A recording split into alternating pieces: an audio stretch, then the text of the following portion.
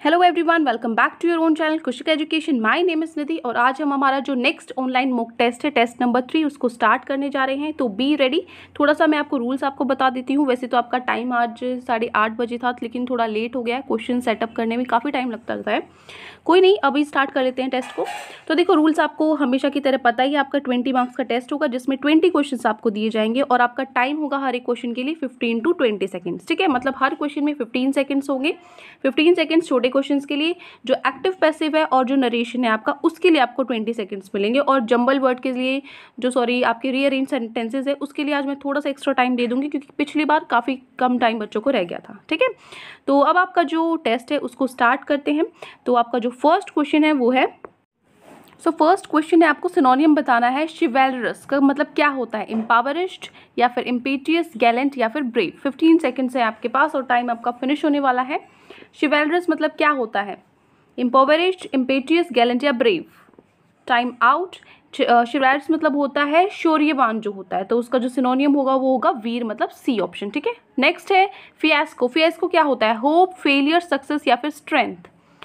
15 seconds complete होने वाले हैं। फिएस्को मीन्स क्या होता है? चारों ऑप्शंस इजी हैं, सबकी मीनिंग्स आपको पता होंगी, सिर्फ फिएस्को का मीनिंग बताना है आपको। होप, फेलियर, सक्सेस या स्ट्रेंथ। टाइम आउट और आपका आंसर होगा बी, फेलियर। फिएस्को मतलब क्या होता है? फेलियर, सक्सेस ना होना। ठीक है, नेक्स्ट क्वेश्चन में आपको करेक्ट स्पेलिंग बतानी है किसकी है। तो आपका स्पेलिंग्स है, देखिए 4 ऑप्शंस आपको दिए हुए हैं। इटेनररी की एग्जैक्ट स्पेलिंग जो होती है वो आपको बतानी है। कोशिश कीजिए कि टाइम के अंदर ही कंप्लीट कीजिए। फटाफट से अपना आंसर करेक्ट है या रॉन्ग है अपना साइड बाय साइड नोटबुक में करते रहिए और काउंट करके लास्ट में मुझे बताना है। यस, बिल्कुल सही, जो बी ऑप्शन है वो आपका करेक्ट होगा। मतलब इटेनरी मतलब होता है प्लानिंग करना जर्नी की। ठीक है ना, कोई यात्रा करे उसकी प्लानिंग। नेक्स्ट क्वेश्चन है, आपको बताना है error. Because of the internet working at jobs at home have become much more common. कौन से पार्ट में एरर है? 4 ऑप्शन आपके पास है और कोई एरर नहीं है, तो डी, नो एरर आपको बताना है। बताइए बिल्कुल क्या आएगा यहाँ पे? हैज़ बिकम आएगा, क्योंकि यहाँ वर्किंग जो है उसको हम सिंगुलर फॉर्म में काउंट करते हैं, तो वर्किंग की प्लेस पे यहाँ पे हैज़ बिकम आएगा, ना कि हैव। जॉब्स को देखकर आपको यहाँ पे हैव नहीं लगाना है। जो सब्जेक्ट है वो वर्किंग है, जो कि सिंगुलर है। तो working at jobs at home has become much more common. Clear? तो नेक्स्ट पार्ट में भी आपको एरर ही बताना है। So next is pull it out by its plug not by the cord said dad. बताइए कौन से पार्ट में ऑप्शन है? Pull it out by its plug not by the cord said dad.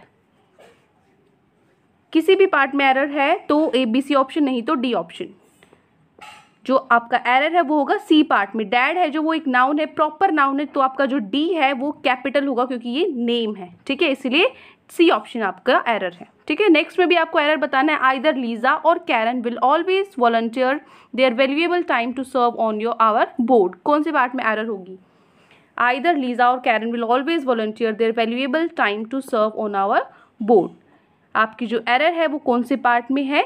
B part में है। There नहीं आएगा, हर आएगा, क्योंकि आइदर और के साथ क्या होता है, हमें सिंगुलर यूज करना होता है। ठीक है, इंडिकेट सिंगुलर फॉर्म। ठीक है, नेक्स्ट है, आपको फिल इन द ब्लैंक्स बताने हैं। Heena wanted to dash her favourite radio show.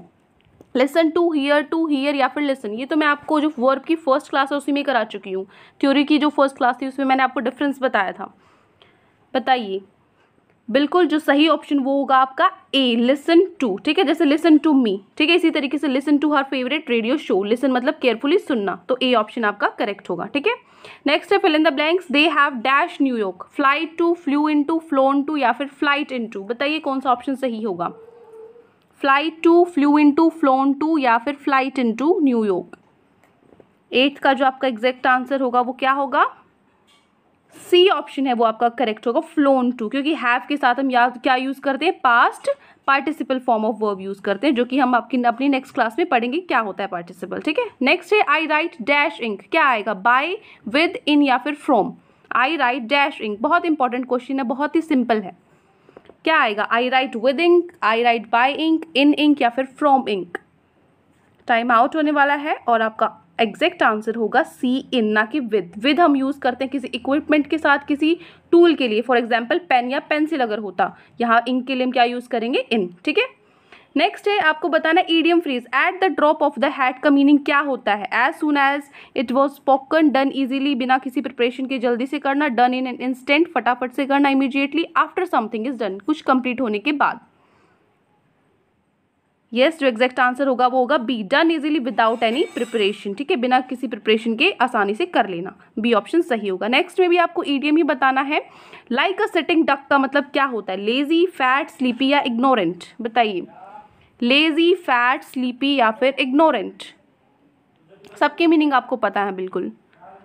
Time up है, बिल्कुल 15 सेकेंड्स आपके कंप्लीट हो चुके हैं। तो आपका जो एग्जैक्ट आंसर होगा क्या होगा, ignorant. Like a sitting duck का मतलब क्या होता है, इग्नोरेंट। ठीक है, नेक्स्ट में आपको क्या करना है, आपको 12th क्वेश्चन है और जो 13th क्वेश्चन है, दोनों में वन वर्ड सब्स्टिट्यूशन बताना है। That which can not be avoided, उसको क्या बोलेंगे जिसको अवॉइड नहीं किया जा सकता। अनरिस्ट्रेन्ड, इनएविटेबल, इंटीग्रल या फिर अनवेरिंग, बताइए। That can not be avoided. Contrary to accepted doctrines क्या होगा, एडवोकेसी, कंट्रोवर्सी, कन्वेंशन या हेरेसी। चारों ऑप्शंस इजी हैं बिल्कुल, सबकी मीनिंग हम वोकैब सेशन में भी कर चुके हैं। तो ये टेस्ट है, इसमें मैं आपको ज़्यादा हिंट दूंगी नहीं, इसलिए आपको ही अपनी जो कितनी तैयारी है वो आपको जांचनी है। ठीक है, तो डी ऑप्शन हमारा करेक्ट होगा यहाँ पे। Opinion contrary to accepted doctrines क्या होगा, जो डी ऑप्शन है हेरेसी आपका सही होगा। क्लियर। नाउ नेक्स्ट क्वेश्चन 14 और 15 क्वेश्चन में आपको बताना है एंटोनियम्स। फर्स्ट है आपका एम्ब्रेस, डिसओबे, कॉन्ट्राडिक्ट, रिजेक्ट या फिर ऑब्सक्यूर। एम्ब्रेस मतलब क्या होता है, डिसओबे। एंटोनियम बताना है आपको। एम्ब्रेस का मतलब है उसका अपोजिट क्या होगा, जो सही एग्जैक्ट आंसर है वो होगा सी, रिजेक्ट। एम्ब्रेस मतलब होता है किसी को एक्सेप्ट करना खुशी खुशी। ठीक है, तो सी ऑप्शन उसका अपोजिट क्या हो जाए, किसी को रिजेक्ट। ठीक है, नेक्स्ट में भी एंटोनियम बताना है। आपका वर्ड है सबवर्जन। सबवर्जन क्या होता है, डिस्टेबलाइजेशन, क्लैरिटी, कंप्लायंस, सैनिटी। कौन सा होगा इसका अपोजिट, सबवर्जन का अपोजिट बताना है। डिस्टेबलाइजेशन, क्लैरिटी, कंप्लायंस, सैनिटी, सारे वर्ड्स आप कर चुके हो बिल्कुल। जो सी ऑप्शन है कंप्लायंस होगा, सबवर्जन होता है समाप्ति, कंप्लायंस क्या होगा, इजाजत देना, किसी चीज को कबूल करना। ठीक है, तो सी ऑप्शन आपका करेक्ट है। ठीक है, नेक्स्ट है 16 और 17 में आपको एक्टिव पैसिव वॉइस करने हैं। फर्स्ट है आपका the poet read his long poem himself का आपको पैसिव बताना है। क्या मैंने आपको बताया था कैसे देखना है, was read by the poet himself, had been या इज रेड बाय। सिर्फ इस पे ध्यान दो तभी हो जाएगा, टाइम वेस्ट होगा ही नहीं। 20 सेकेंड्स है आपके पास इस क्वेश्चन के लिए, तो टाइम आउट है। आपका एग्जैक्ट आंसर क्या होगा, the long poem was red by the poet himself. ठीक है, तो जो रीड की है वो सेकंड थर्ड में भी इसी फॉर्म में लिखा जाता है ना। नेक्स्ट है do you understand what I mean, इसको करो change. What I mean is understand by you, या फिर वॉज व्हाट आई मीन, या what I mean is that understand by you, या फिर is what I mean understand by you. बताइए, change करना है आपको एक्टिव पैसिव में। Do you understand what I mean, time up. आपका एग्जैक्ट आंसर होगा डी, क्योंकि व्हाट आई मीन आपको एक साथ ही रखना है, ये ही पूरे को हम सब्जेक्ट लेकर चलेंगे। ठीक है, तो डू है वो इज में कन्वर्ट हो जाएगा, is what I mean understand by you, simple. ठीक है, नेक्स्ट है डायरेक्ट इनडायरेक्ट स्पीच। बताइए, Nancy said I may leave tomorrow. चार ऑप्शन है आपके पास, she might leave the next day, she might leave tomorrow, should leave the next day या फिर me to leave tomorrow. Nancy inform me to leave tomorrow. बताइए, बिल्कुल easy है ये तो। आप कुछ ऑप्शंस तो ऐसे ही कट हो जाते हैं। 20 सेकंड्स है आपके पास और टाइम आपका होता है अप। ठीक है, टुमारो किस में चेंज होता है, नेक्स्ट डे में। नेक्स्ट डे सिर्फ ए और सी है, तो आपका एग्जैक्ट आंसर ए होगा, क्योंकि मे माइट में कन्वर्ट हो जाएगा, she might leave the next day. Clear. Next है Keshav said Rita is busy right now. Rita is busy right now. Keshav said Rita is busy right now का एग्जैक्ट बताइए क्या होगा। Keshav said Rita was busy then had busy या फिर इज बिजी। कौन सा option exact सही होगा हमारा, बी ऑप्शन जो है वो हमारा करेक्ट होगा, क्योंकि नाउ किस में कन्वर्ट हो जाएगा, देन में, और इज किस में कन्वर्ट हो जाएगा, वॉज में। ठीक है, Keshav inform that Rita was busy then. ठीक है, लास्ट क्वेश्चन है आपका रीअरेंज। इस क्वेश्चन में आपको थोड़ा टाइम चाहिए था, तो मैं एक्स्ट्रा टाइम आपको दे दूंगी। इसमें आप टाइम आउट होने के बाद भी थोड़ा सा एक्स्ट्रा टाइम ले सकते हो इसमें। For thousand of years famous symbols of ancient civilizations monuments have been created and then they are often the most durable and। आराम से इसको कर सकते हो आप टाइम अप होने के बाद भी, अब तक वैसे हो जाना चाहिए क्योंकि आज का इजी है थोड़ा सा।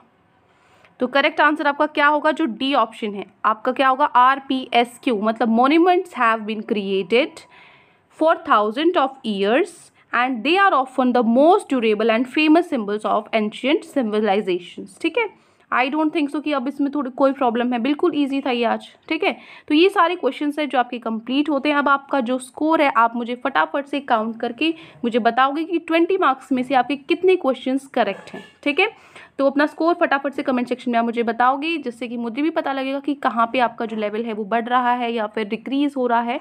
और बाकी जो अगर आपका बेस वीक है, जिनके 8 से कम मार्क्स आते हैं, तो उनको तो मैं यही बोलूँ कि जो डेली आपकी जो वर्ब की क्लास अभी चल रही है वो लो, मतलब जो पूरी थ्योरी मैं कंप्लीट कराऊंगी वो ज़रूर देखना है। जिन बच्चों को ऑलरेडी आता है, जिनका सिलेबस, जिनकी पहले से प्रिपरेशन है, उनके लिए तो सिर्फ प्रैक्टिस टेस्ट है, उनको तो सिर्फ प्रैक्टिस करनी है अपनी। ठीक है, लेकिन जिनका बेस वीक है, जिनके मार्क्स अच्छे नहीं आ रहे, इट मीन्स उनको बहुत ज़्यादा मेहनत करने की ज़रूरत है। बार बार आपको ये चांस नहीं मिलता, मैंने आपको पहले भी बताया था। जो DSSB का एग्ज़ाम है वो काफ़ी आपके सालों में ये वैकेंसीज़ निकलती हैं और बहुत अच्छी अपॉर्चुनिटी है, तो इसका आप फ़ायदा उठा सकते हो। थोड़ी सी मेहनत लगेगी, टाइम भी अभी तो आपके पास, तो मैं यही चाहूँगी, आपसे गुजारिश है कि आप अच्छे से पढ़ें, प्रिपेयर करें और सिलेक्शन ज़रूर लेकर आएँ। ठीक है, तो आज के लिए इतना ही है। मैं आपके जो कमेंट्स हैं उनके आपके साथ साथ जो भी आपके मार्क्स हैं उसके अकॉर्डिंग आपके रिप्लाइज़ करूँगी। आप देखें ज़रूर कि आपकी स्ट्रेंथ क्या है, आपकी वीकनेस कहाँ है, कहाँ आपको प्रॉब्लम आ रही है। ठीक है, आज के लिए इतना ही। मिलते हैं कल आपकी वर्ब की क्लास के साथ और वो कैब की क्लास के साथ। ठीक है, till then take care, bye bye.